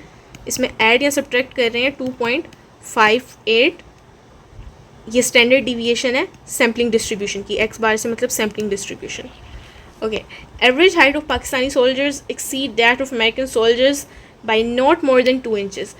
पाकिस्तानी जो सोल्जर्स हैं उनकी हाइट अमेरिकन सोल्जर्स से 2 इंचेस से ज़्यादा नहीं होती। तो इसका अल्टरनेटिव हाइपोथेसिस क्या होगा? पहले तो नल हाइपोथेसिस देखेंगे ना। तो नल हाइपोथेसिस हमें क्या कह रहे हैं कि जो पाकिस्तानी सोल्जर्स हैं, राइट, उनकी जो एवरेज हाइट है वो हमारे पास उनका अमेरिकन सोल्जर्स की हाइट से जो डिफरेंस है, राइट, वो 2 इंचेस से ज़्यादा नहीं है, मतलब कि लेस देन या इक्वल टू होगा 2 के, ठीक है। तो ये हमारे पास नल हाइपोथेसिस था। अब इससे उल्टा कर लें, वो अल्टरनेटिव हाइपोथेसिस होगा। वो क्या होगा कि पाकिस्तानी सोल्जर्स की एवरेज हाइट और अमेरिकन सोल्जर्स की एवरेज हाइट में जितना डिफरेंस है वो 2 से ज़्यादा है, क्योंकि हमारा हाइपोथेसिस कह रहा था कि 2 या उससे कम है। तो अब अल्टरनेटिव उससे उल्टी बात कहेगा, वो कहेगा 2 से ज़्यादा है। तो ये हमारे पास इधर कहा गया है इस ऑप्शन में, ठीक है। तो आगे उन्होंने कहा है कि अगर x बार हमारे पास मीन है n ऑब्जर्वेशंस का, which test statistic is use to calculate confidence limits for the variance of variance जो हमारे पास सिग्मा स्क्वायर्ड है, ठीक है। तो अगर तो सिंगल पॉपुलेशन वेरिएंस हो हमारे पास, एक पॉपुलेशन की वेरिएंस, ठीक है, तो उसकी क्वांटिटी उन्होंने क्या काई स्क्वायर डिस्ट्रीब्यूशन को हमारे पास फॉलो करती है। तो इसके लिए हमारे पास ये काई स्क्वायर वाली फॉलो होगी। ओके, अगर मीन हमारे पास काई स्क्वायर डिस्ट्रीब्यूशन का के है तो वेरिएंस क्या होगी? वेरिएंस हमारे पास 2k होगी, क्योंकि काई स्क्वायर डिस्ट्रीब्यूशन जिसकी k डिग्रीज ऑफ फ्रीडम है उसका मीन हमारे पास k के इक्वल होता है और वेरिएंस 2k के इक्वल होती है। अच्छा, f डिस्ट्रीब्यूशन का mean is possible only when, देखें f डिस्ट्रीब्यूशन का मीन कब पॉसिबल होगा? जब उसकी डिग्रीज ऑफ फ्रीडम जो हैं वो सेटिस्फाई कर रही हो कि वो 2 से ज़्यादा हों एटलीस्ट, क्योंकि f डिस्ट्रीब्यूशन का मीन किस फॉर्मूला से निकलता है कि डिग्रीज ऑफ फ्रीडम जो सेकंड की हैं divide by degrees of freedom -2, right. तो उन्होंने कहा जो कि फाइनाइट और पॉजिटिव तभी होगा क्योंकि हमने क्या एफ डिस्ट्रीब्यूशन भी फाइनाइट और पॉजिटिव होती है। ओके, इसका मीन, तो इसका मीन जो है वो फाइनाइट और पॉजिटिव तब होगा सिर्फ जब डिनोमिनेटर में जो हमारे पास वैल्यू है वो 2 से ज़्यादा होगी। क्यों? क्योंकि अगर 2 से कम हुई 1 माइनस 2 तो ये तो -1 बन जाएगा, तो मीन हमारा पॉजिटिव नहीं रहेगा, राइट। मीन तो पॉजिटिव होना चाहिए। तो अब अगर 2 हो तो 2 माइनस 2 0 बन जाएगी, तो वो भी हमारे पास एक्सेप्टेबल नहीं है डिनोमिनेटर में। तो तभी ये बात सेटिस्फाई होगी कि ये फाइनाइट और पॉजिटिव वो हमारा मीन जब ये वाली वैल्यू 2 से ज़्यादा होगी, because of this 2 in the formula. Okay, F distribution positively skewed होती है, ये हम अभी देख के आए हैं। With 5 treatments and 4 blocks, 5 treatment है, 4 ब्लॉक है रेंडमाइज्ड कंप्लीट ब्लॉक डिज़ाइन में। तो डिग्रीज ऑफ फ्रीडम कितनी होंगी? डिग्रीज ऑफ फ्रीडम आपको पता है, नंबर ऑफ ब्लॉक्स के लिए देखनी है, ठीक है। तो अगर ब्लॉक्स के लिए देखनी है तो ब्लॉक में से 1 माइनस करेंगे, ट्रीटमेंट के लिए देखनी होती है तो ट्रीटमेंट में से 1 माइनस करते हैं। ओके, अच्छा 8 ट्रीटमेंट्स हैं, 6 ब्लॉक्स हैं रेंडमाइज्ड कंप्लीट ब्लॉक डिज़ाइन में। ट्रीटमेंट के लिए कितनी हमारे पास डिग्रीज ऑफ फ्रीडम होंगी? तो 8 माइनस 1 बेसिकली 7 होगा। ओके, डिग्रीज ऑफ फ्रीडम हमारे पास हैं लेस देन और इक्वल टू 2, तो वेरिएंस टी डिस्ट्रीब्यूशन की क्या होगी? देखें, डिग्रीज ऑफ फ्रीडम उन्होंने कहा ये एग्जिस्ट ही नहीं करेगा, बेसिकली वेरिएंस एग्जिस्ट ही नहीं करेगी, क्योंकि टी डिस्ट्रीब्यूशन की वेरिएंस कैसे निकालते हैं? Degrees of freedom minus divided by degrees of freedom minus 2, तो इसके भी डिनोमिनेटर में 2 आ रहा है, तो अगर ये 2 से कम होगा देन हमारे पास ये कैसे एग्जिस्ट करेगा? बेसिकली वही लॉजिक है जो हम ऊपर देख के आए हैं। अब आप कहेंगे वो तो मीन था तो उसको पॉजिटिव और फाइनाइट होना चाहिए था, वेरिएंस में क्यों? वेरिएंस आपको याद होगा कि हमारे पास स्क्वेयर्ड टर्म है, तो जो स्क्वेयर्ड है वो भी हमारे पास पॉजिटिव होता है हमेशा, वो नेगेटिव तो नहीं हो सकता, राइट। तो इसलिए यहाँ पर भी हम नेगेटिव अफोर्ड नहीं कर सकते, तो सेम ऊपर जो हम लॉजिक देख के आए हैं वही लग रहा है यहाँ पर भी। Parameters of binomial distribution x, n और पी आर, इसमें से उन्होंने कहा है कि इनमें से हमारे पास पैरामीटर कौन से हैं इनके? तो एन और पी हैं, ठीक है, एक्स नहीं है, बिकॉज एक्स उन्होंने कहा रैंडम वेरिएबल है, राइट, जो कि हम देख रहे हैं नंबर ऑफ सक्सेसेस। तो डिस्ट्रीब्यूशन जो है वो तो फिक्स्ड है हमारे पास नंबर ऑफ ट्रायल्स से और प्रोबेबिलिटी ऑफ सक्सेस से, तो ये दो हमारे पास पैरामीटर हैं। अच्छा, statistic is unbiased estimator of a parameter if, statistic unbiased parameter कब होगा? जब हमारे पास स्टेटिस्टिक हमें रिज़ल्ट दे, स्टेटिस्टिक की एक्सपेक्टेड वैल्यू जो है वो बेसिकली पैरामीटर के इक्वल हमें रिज़ल्ट दे, जो जिसे हम ढूंढ रहे हैं, ठीक है। तो वो ट्रू कब होगी? जब वो ट्रू पैरामीटर के इक्वल होगी, ठीक है, ना कि वेरिएंस में, ना कि मीन में। ये तो डिपेंड करता है ना, हमारा पैरामीटर वेरिएंस भी हो सकता है, हमारा पैरामीटर मीन भी हो सकता है, वो प्रोपोर्शन भी हो सकता है, बट ये एक जनरल बात कर रहे हैं। तो जनरल बात में जब पैरामीटर की बात हो रही है तो स्टेटिस्टिक हमारा जो है, जो एस्टीमेट हमें दे रहा है, वो एस्टीमेट हमारा पैरामीटर की ट्रू वैल्यू के इक्वल आना चाहिए। ओके, डिस्क्रीट प्रोबेबिलिटी डिस्ट्रीब्यूशन में हमारे पास जो रैंडम वेरिएबल है उन्होंने कहा है ग्रेटर देन 23। इसको हम कैसे पढ़ेंगे? इसको हम ऐसे पढ़ेंगे कि देखें, बेसिकली प्रोबेबिलिटी डिस्ट्रीब्यूशन है, एक्स हम कह रहे हैं अगर सक्सेस है हमारे पास, एक सक्सेस है, तो कितनी सक्सेस हमें चाहिए? प्रोबेबिलिटी ये है कि हमारे पास मोर देन 23 सक्सेस हो, ठीक है। ये ग्रेटर देन है, ग्रेटर देन को आप मोर देन भी कह सकते हैं, मोर, राइट। तो more than 23 successes. Okay, x is the number of tails when a coin is thrown 3 times. एक कॉइन को 3 दफ़ा थ्रो करते हैं तो हमारे पास नंबर ऑफ टेल्स जो आता है उसको आप एक्स कह रहे हैं। तो पॉसिबल वैल्यूज़ कितनी हैं? तो ये आपके पास होगा बेसिकली 0, 1, 2 एंड 3। अब आप कहेंगे कि टेल्स तो हमारे पास मतलब कि 3 थ्रोज हैं, तो 2⁻³ वो हमारे पास सैम्पल स्पेस है, राइट, कि टोटल हमारे पास कितनी सैम्पल स्पेस में कितनी पॉसिबिलिटीज़ हैं, ये नंबर ऑफ़ टेल्स पूछ रहे हैं।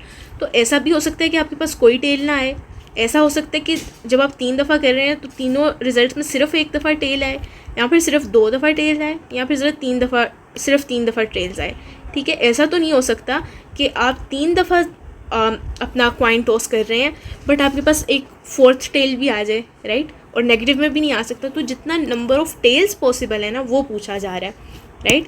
नंबर ऑफ़ टोटल पॉसिबिलिटीज़ नहीं पूछी जा रही कि टोटल हमारे पास सेट कितना है, कितने कॉम्बिनेशंस हैं, ये नहीं पूछा जा रहा। वो हमारे पास देन एक अलग बात होती कि टेल कितने तरीक़ों से आ सकता है, ये नहीं पूछा जा रहा, बस पूछा जा रहा है कि कितनी दफ़ा टेल आ सकता है इन 3 ट्रायल्स में। Expected value of a random variable is equal to its, expected value random variable की अपने मीन के इक्वल होती है, ठीक है। एक्सपेक्टेड वैल्यू हमने देखा था। ओके, बाईवेरिएट डिस्ट्रीब्यूशन जो है हमारे पास एक्स और वाई की, ठीक है, उसमें अगर एक्सपेक्टेड वैल्यू एक्स की 3.2 है, वाई की 3.0 है, तो इन दोनों का सम करके एक्सपेक्टेड वैल्यू क्या होगी। तो बेसिकली वो हमने देखा था कि इनकी सेपरेटली वैल्यूज़ को ऐड कर लें तो उसी के इक्वल होता है, राइट। तो इसलिए हम इन दोनों को ऐड कर लेते हैं। तो ये हमने देखा था मीन के लिए, ये बेसिकली एक्सपेक्टेशन एडिटिव थी, राइट। तो इन दोनों को ऐड कर लें तो 6.2 आता है। और then statement about the unknown population parameter which may not be true is called, कि एक अननोन पैरामीटर है, ठीक है, उसके लिए जो स्टेटमेंट है जो कि सच भी हो सकती है या झूठ भी हो सकती है, तो वो बेसिकली हमारे पास हमारा हाइपोथेसिस था। बट उसको क्या कहते हैं, उसको स्टैटिस्टिकल हाइपोथेसिस कहते हैं, ठीक है। एक तो हमारा नल हाइपोथेसिस है अल्टरनेटिव, बट इनके लिए जनरल जो टर्म है वो है स्टैटिस्टिकल हाइपोथेसिस। ओके, देन हमारे पास बाइनोमियल अगर एक डिस्ट्रीब्यूशन है जिसमें हमारे पास x है, देन n है सैम्पल साइज़, और देन हमारे पास p है, ओके। तो उसकी वेरिएंस क्या होगी इस डिस्ट्रीब्यूशन की। तो बाइनोमियल डिस्ट्रीब्यूशन के लिए वेरिएंस का फॉर्मूला हमने देखा था n into P into Q. तो p तो हमारे पास ये दिया हुआ है, n भी दिया हुआ है, q हमने कैसे निकालना था, 1 माइनस पी करके आपने q निकाल लेना है। Single number use to estimate an unknown population parameter is, single number हमने देखा था वो पॉइंट एस्टिमेटर होता है, और इंटरवल देखें तो वो हमारे पास इंटरवल होता है, right, interval estimate. Okay, then central limit theorem हमें अश्योर करता है कि जो sampling distribution of the mean है वो क्या करती है, approaches normality as sample size increases. Central limit theorem हमें यही कहता था कि अगर आपका सैम्पल साइज़ बढ़ रहा है तो जो आपकी डिस्ट्रीब्यूशन है सैम्पलिंग डिस्ट्रीब्यूशन वो नॉर्मेलिटी की तरफ जाएगी, ठीक है। तो ये सेंट्रल लिमिट थ्योरम की हमारे पास स्टेटमेंट थी। ओके, देन सब्जेक्टिव और न्यूमेरिकल जितने हैं वो तो हम देख चुके हैं पहले भी काफ़ी ज़्यादा, बट आपको ऐसे सिंपल से भी आ सकते हैं कि आपका जो सैम्पल है, जो आपने एक सैम्पल ड्रॉ की है, आप कैसे डिसाइड करेंगे स्मॉल है या लार्ज है। तो ये हमने देखा था, अगर n जो सैम्पल साइज़ है n वो 30 से छोटा है तो स्मॉल है, 30 या 30 से बड़ा है तो लार्ज है। देन बाईवेरिएट डिस्ट्रीब्यूशन और मार्जिनल डिस्ट्रीब्यूशन फाइंड करनी है, तो ये भी हम देख चुके हैं, ठीक है, x और y की, तो ये हमें दी गई हैं। तो मार्जिनल हमने अपने उसी फॉर्मूला से देखनी है जो कि हम फर्स्ट लेक्चर में देख के आए हैं। देन रैंडम सैम्पल हमारे पास है 1000 हाउसेस का, 618 में कलर टीवी है, तो आपने प्रोपोर्शन फाइंड करना है और टीवी सेट्स का। तो सैम्पल प्रोपोर्शन जितने में जो हमारा सक्सेस का रेट है 618, उसको डिवाइड कर देंगे टोटल नंबर ऑफ जो हमारा सैम्पल है, तो हमारे पास पॉपुलेशन का प्रोपोर्शन आ जाएगा। अच्छा, हाइपर जियोमेट्रिक का फॉर्मूला लिखना है सिर्फ, तो ये फॉर्मूला भी हम देख के आ चुके हैं, ठीक है। रैंडम सैम्पल साइज़ है हमारे पास 25 का, जो कि नॉर्मल पॉपुलेशन से ड्रॉ किया गया है, मीन उसका 15 है, स्टैंडर्ड डिविएशन 8 है, और एक्स बार हमारे पास सैम्पल मीन 25 है। टी स्टेटिस्टिक आपने देखना है, टी स्टेटिस्टिक का ये फॉर्मूला है, x bar minus mu divided by s over under root n. अगर खाली स्टैंडर्ड डिविएशन होती तो ये अंडर रूट एन नहीं आना था, बट ये सैम्पल की स्टैंडर्ड डिविएशन है इसलिए divide by under root N आ रहा है, स्टैंडर्ड एरर है जो कि बेसिकली। देन एग्जामिनेशन में इतने कैंडिडेट्स हैं और प्रोबेबिलिटी उनकी पासिंग की ये है, मीन और वेरिएंस फाइंड करना है डिस्ट्रीब्यूशन का। तो बेसिकली बाइनोमियल डिस्ट्रीब्यूशन है क्योंकि सक्सेस और फेलियर का रेट है हमारे पास, तो मीन इसका n इंटू पी से निकलेगा, variance n p into Q से निकलेगी। जो प्रोबेबिलिटी डिस्ट्रीब्यूशन फंक्शन हमें एक दिया गया है, तो आपने कैलकुलेट करना है बेसिकली कि वो 0 से लेकर x तक हमारे पास उसमें कितना एरिया आ रहा है बेसिकली, ठीक है। तो ये बेसिकली जनरल फॉर्मूला है जिससे हम देखते हैं 0 से लेकर x तक हमारे पास इसके अंदर कितनी डेंसिटी आ रही है, राइट। और जो हमें गिवन है जिसके लिए हमने निकालना है, जिसके लिए हमने ये कैपिटल एफ ऑफ एक्स निकालना है, वो ये वाला फॉर्मूला है, एफ ऑफ एक्स वाला, स्मॉल एफ ऑफ एक्स वाला। तो मतलब कि स्मॉल एफ ऑफ एक्स को आपने इंटीग्रेट करना है 0 से x तक। तो बेसिकली 0 से लेकर आपकी x की क्या वैल्यू है 4 तक करना है, ठीक है। तो इंटीग्रेशन तो आप लोगों को आती है, राइट, कि 1/8 इंटू एक्स है, ठीक है। तो 1/8 आपका कांस्टेंट है, वो बाहर चला जाएगा, ठीक है। और x जो है उसकी पावर में एक ऐड हो जाएगा, मतलब कि स्क्वायर डिवाइडेड बाय जो पावर है उसी से डिवाइड कर देंगे। तो ये बेसिकली x² ओवर 16 आ जाएगा, 8 इंटू 2 16 होता है, ठीक है। देन इसको इवेल्यूएट कर लेंगे आप 0 से लेकर 4 तक, मतलब कि 4 squared over 16 minus 0 squared over 16, right. पहले अपर वैल्यू पुट करते हैं, देन लोअर वैल्यू पुट करते हैं। तो ये 16 ओवर 16 माइनस 0, तो बेसिकली 16 ओवर 16 जो कि 1 के इक्वल आ जाएगा। तो अब ये 1 आया है, राइट। तो आपको पता है जो प्रोबेबिलिटी डिस्ट्रीब्यूशन का फंक्शन है, हमें पता है प्रोबेबिलिटी हमारी टोटल कितनी होनी चाहिए, वो हमेशा टोटल प्रोबेबिलिटी 1 होती है, राइट। तो ये 1 है, मतलब कि एरिया हमारे पास 1 आ रहा है, मतलब कि ये एक वैलिड हमारे पास प्रोबेबिलिटी डिस्ट्रीब्यूशन का फंक्शन है। अगर 1 से ज़्यादा आ जाता तो ये वैलिड नहीं होना था, ठीक है। देन उन्होंने हमें कहा है कि गैस यूज़ हुई है जुलाई में 12 हाउसेस से इतनी, ठीक है। तो आपने पॉइंट एस्टिमेट निकालना है ऑफ द एवरेज यूज़। तो पॉइंट एस्टिमेट आप क्या करेंगे, इन सब वैल्यूज़ को ऐड करके इनका एवरेज ले रहे हैं बेसिकली, क्योंकि और आपके पास डेटा दिया गया है, आपने पॉइंट एस्टिमेट निकालना है, मतलब कि एक सिंगल वैल्यू मीन की बतानी है, इंटरवल नहीं बताना। तो आप एक सिंगल वैल्यू बेसिकली उसका सिंपली आप मीन एवरेज कैलकुलेट कर रहे हैं। तो इधर मीन और वेरिएंस बस कैलकुलेट करना है ऑफ सैम्पल मीन्स। तो ये आप कर सकते हैं। आपको एक्स की वैल्यूज़ दी गई हैं, उनकी प्रोबेबिलिटीज़ दी गई हैं, ठीक है। तो प्रोबेबिलिटी के लिए आप मीन कैलकुलेट कर रहे हैं, तो इन दोनों को मल्टीप्लाई करके इनका सम, और वेरिएंस में जो स्क्वेयर्ड है उसका, ठीक है, because variance is the squared quantity. इससे आप इनका मीन और वेरिएंस फाइंड कर सकते हैं। और ये प्रिपरेशन का हमारा फाइनल लेक्चर भी यहाँ पर कंप्लीट होता है।